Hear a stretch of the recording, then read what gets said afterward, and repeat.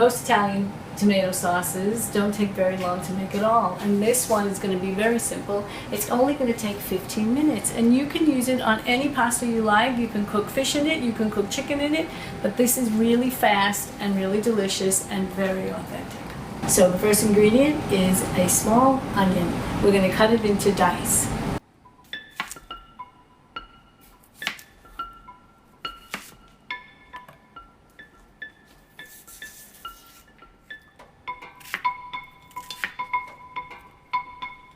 Pot here, we're going to make our sauce in here. We chopped up our onions. Just going to get the pot nice and hot and let it heat up, and then we're going to add a little bit of olive oil.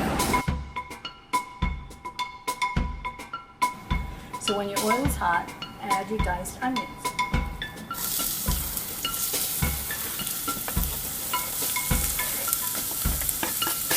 So while the onions are cooking, because you want to give them a little bit more time, you're also going to add some garlic. So cut up 1 clove of garlic into small pieces.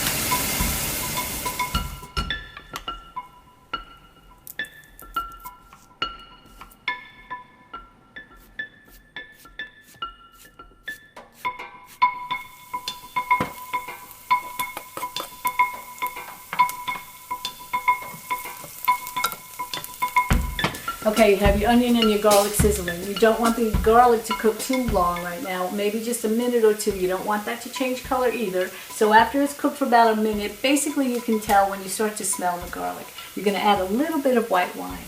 Now I have here a couple of bottles of white wine, of some leftover wine from a couple of classes. So it doesn't matter what, something nice, like a dry wine, something you've been drinking, something you're drinking that night. Okay, so just add a little bit of wine, maybe 2 to 3 tablespoons to a 1/4 cup.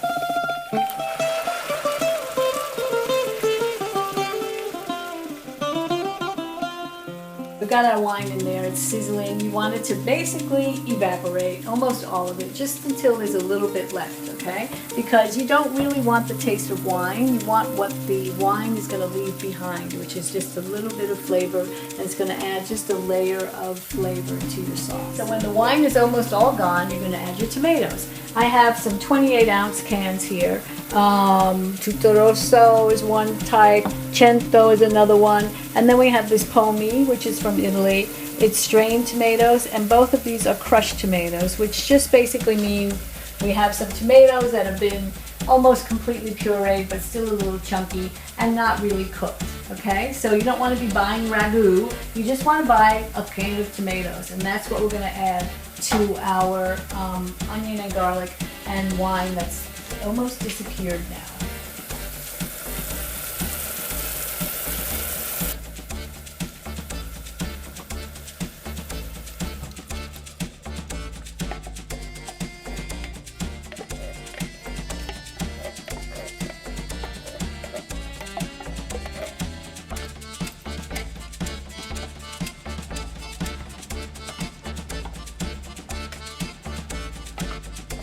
Okay, so now you just add some salt and pepper. If you like a little heat, this is your time to add maybe some crushed red pepper, or you can add some Aleppo pepper, which is what I love sometimes because it's not as hot as crushed red pepper, or just leave it. This is it. You don't need to have anything hot at all. Your sauce is ready. When it's done, you can add some fresh herbs to it. Just break up some leaves like basil or sage or some fresh oregano. You can even add some dried oregano. This is all up to what flavors that you like. So you can put that in just at the end, and it'll give it a nice little lift of a fresh herb taste. So I hope you're going to make this because it's easy.